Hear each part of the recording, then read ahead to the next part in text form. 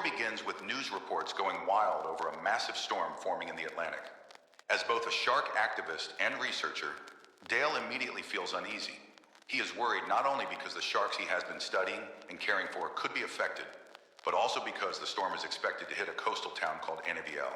2 hours before the storm arrives, the story shifts to Dakota, Dale's teenage niece, who lives alone on the coast of Aniviel.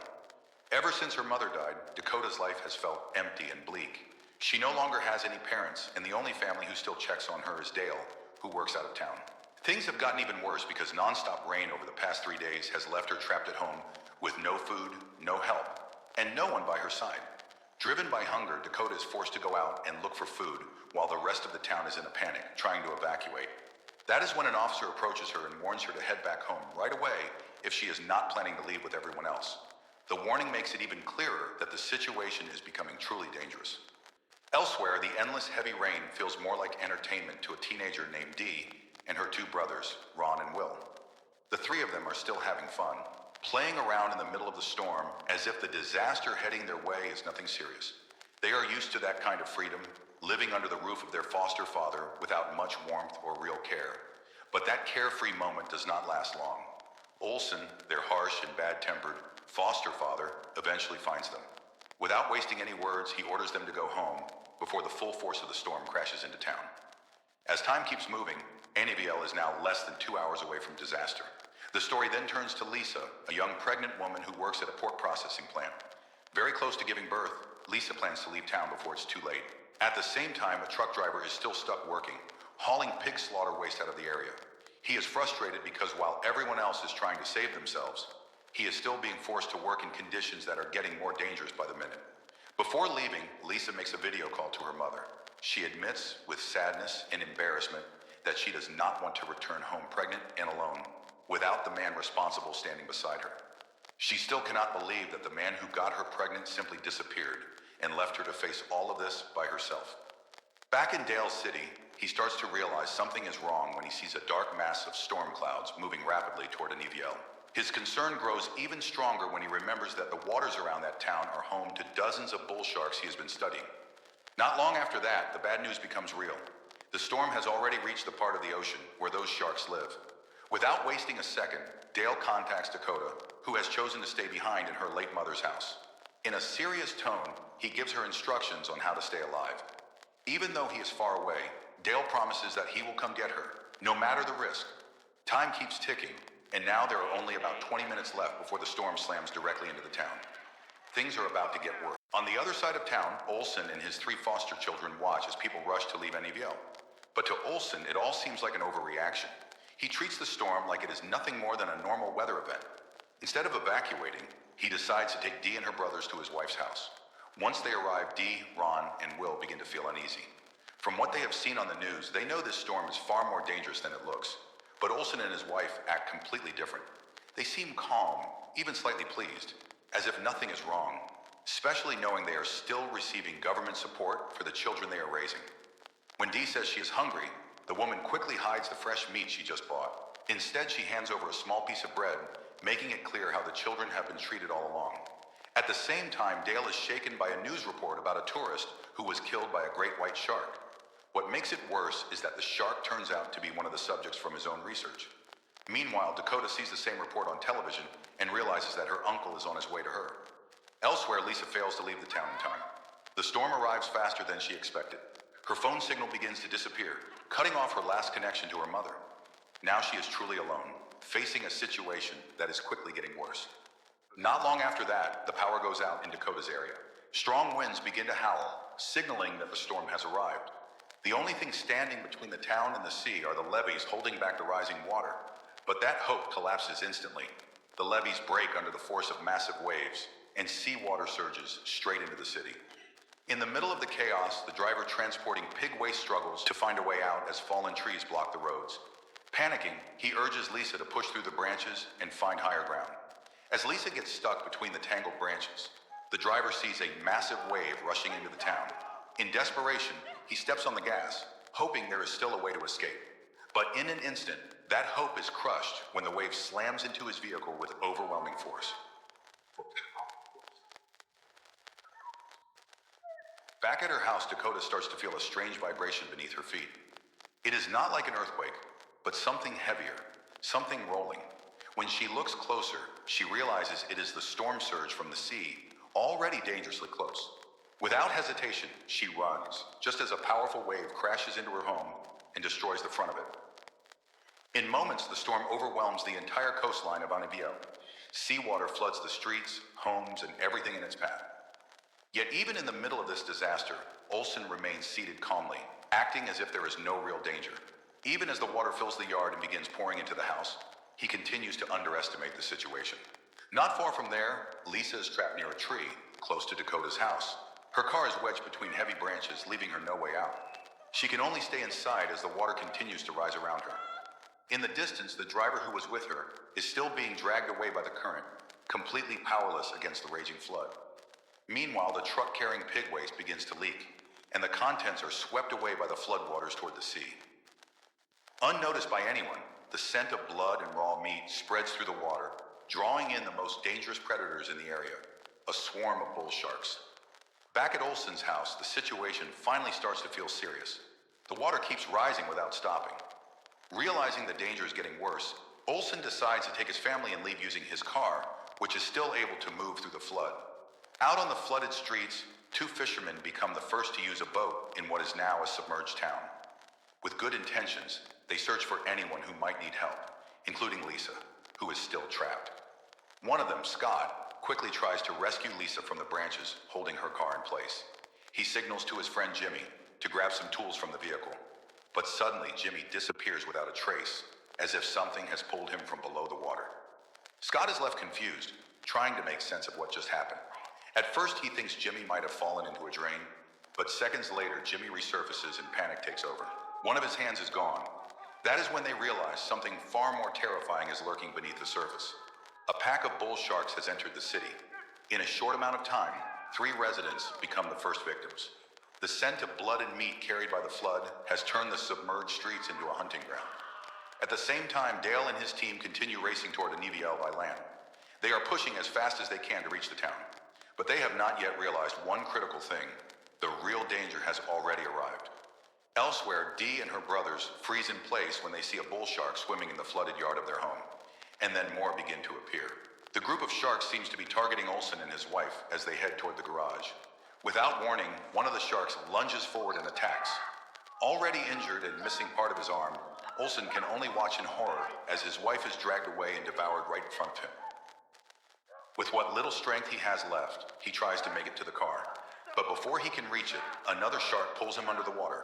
From inside the house, Dee, Ron, and Will can only watch in fear. In that moment, they realize their foster parents are gone. Elsewhere, Lisa's condition is getting worse. The seawater has risen up to her neck. Struggling to breathe, she explains to Dakota that she is heavily pregnant and cannot escape because her car is trapped between thick branches. Dakota hesitates. She knows sharks are already moving through the water outside, and she is not sure she has the courage to step out. But when Lisa says she only wants to live long enough to see her baby born, something inside Dakota shifts. As another woman, she cannot bring herself to leave Lisa alone in that situation. With growing determination, Dakota decides to take the risk. She heads down to the kitchen, searching for anything that can cut through the branches.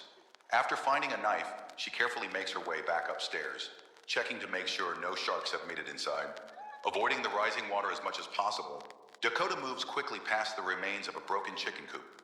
Step by step, she gets closer to the car where Lisa is trapped. Without wasting time, she breaks through the roof of the car using the kitchen knife and starts cutting away the branches. Every second feels tense, knowing a shark could appear at any moment. At last, Lisa is freed. Relieved, Lisa expresses her gratitude. She knows that in her condition, she would not have survived much longer if she had stayed trapped inside the car as the water kept rising. Meanwhile, Dale and his team are still fighting their way toward Aniviel through worsening weather. From satellite data, they notice a large movement in the ocean, heading straight toward the coast right near Dakota's location. The signal is coming from a massive great white shark, one of Dale's research subjects. With a tense expression, Dale realizes something even more surprising. The shark is Nellie, and she is pregnant.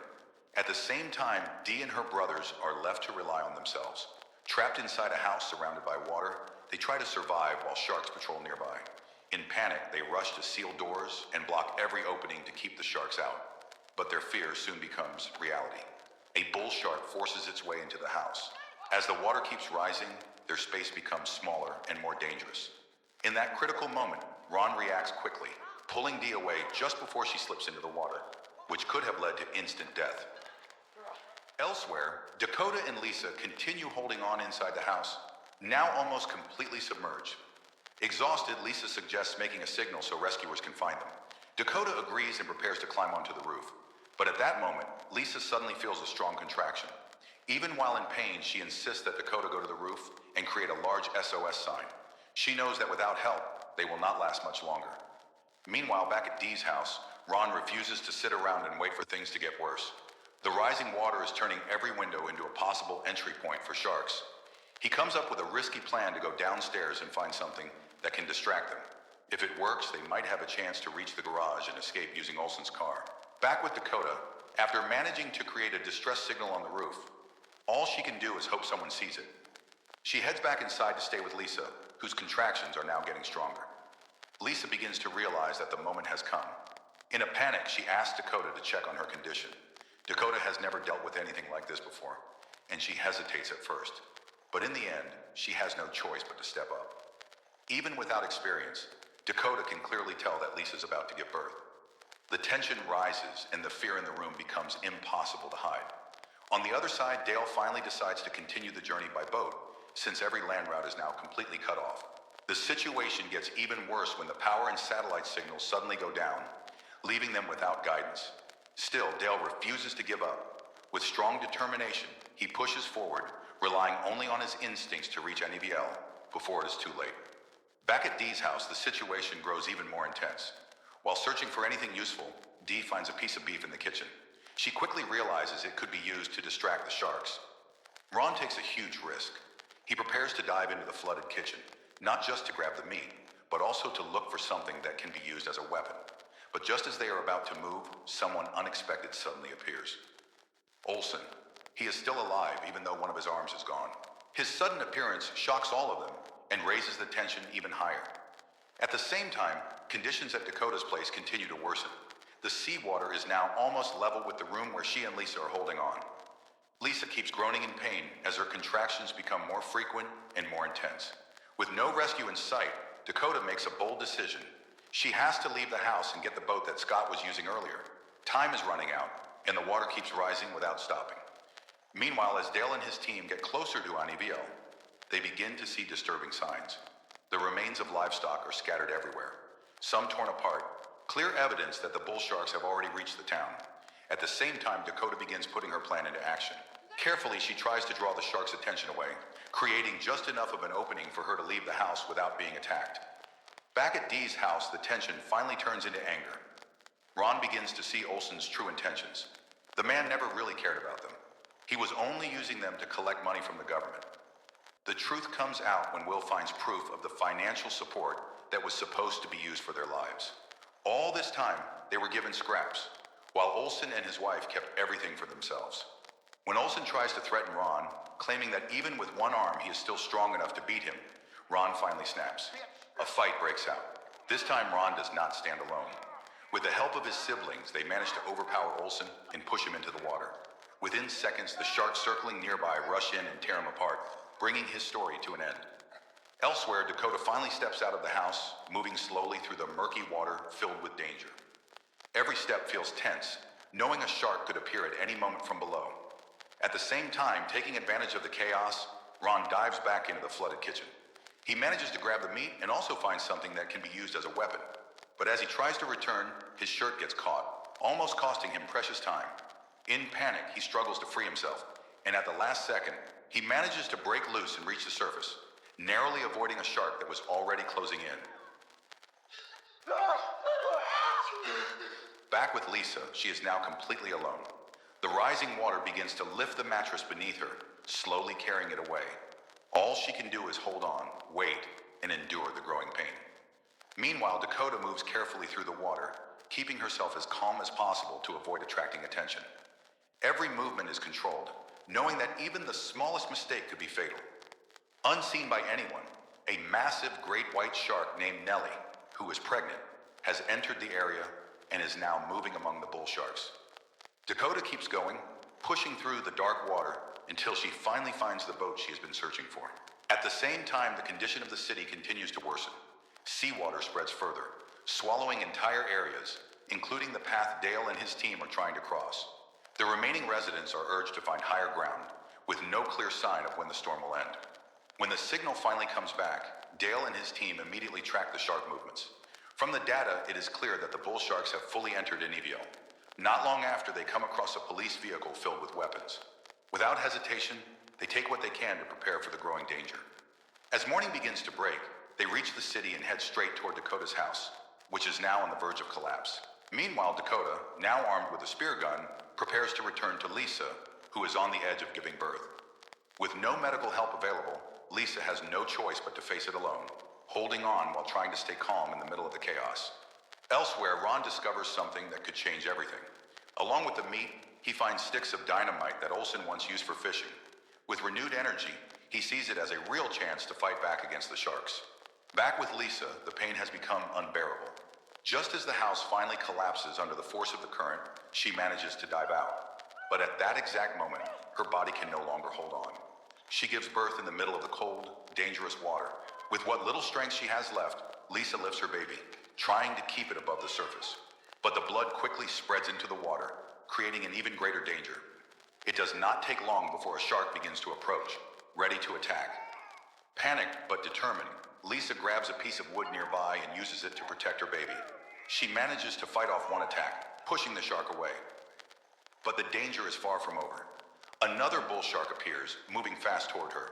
In that critical moment, a spear suddenly cuts through the water and strikes the shark just before it can attack. Dakota, she arrives at the last second and saves Lisa. Across the city, everyone is now fighting to survive in their own way. Ron and his siblings put their plan into action. Wrapping the dynamite with meat, they throw it into the water to attract the sharks. Then they create noise to draw them even closer. One by one, the sharks rush toward the bait. Meanwhile, the bull sharks continue targeting Lisa and her newborn without stopping. Just as Dakota is about to lift the baby onto the boat, everything is thrown into chaos. A shark slams into the boat with brutal force, flipping it over instantly. Dakota, Lisa, and the newborn fall back into the water. In a moment of pure desperation, the three of them struggle to stay afloat in water filled with blood and danger. The sharks begin to close in, ready to strike at any second. Then at the last possible moment, help arrives. Dale, who has just reached them, throws a stun device into the water, sending a shock through the area and forcing the sharks to back away. There is barely time to recover before another bull shark charges straight at Dakota and Lisa. But this time, something unexpected happens. From beneath the surface, Nellie, the massive, pregnant great white, emerges and attacks the bull shark. In one powerful move, she eliminates the threat, as if protecting Lisa and her baby. For a moment, it feels almost like a miracle, as if there is an unseen connection between two mothers fighting to keep their young alive. On the other side, Ron's plan finally pays off. The meat bombs they prepared explode at the perfect moment, taking out two bull sharks at once. For the first time, a sense of hope begins to rise in the middle of the chaos. Without wasting time, Ron and his siblings trying to escape from a town that has turned into an open sea. Meanwhile, Dakota is finally reunited with Dale. Relief and emotion hit them both after everything they have been through. But no one feels it more than Lisa. In the middle of a disaster that nearly took her life, she manages to give birth safely. It feels almost impossible considering everything she endured. Overwhelmed with emotion, she quickly reaches out to her mother, letting her know that both she and the baby survived. Elsewhere, Dee and her brothers manage to start the car and make their way out of Anniville, leaving behind the shattered remains of the town. Even so, Anniville remains submerged under seawater after a storm said to happen only once in 100 years. What we have seen is only a small part of the stories of those who chose to stay behind. And just as things begin to calm down, the story closes with a warning. A new storm is already forming, and this time, the threat looks far more terrifying. So the moral of the story is if a giant storm, sharks, and suspicious free meat all show up at the same time, maybe just stay home and order instant noodles instead.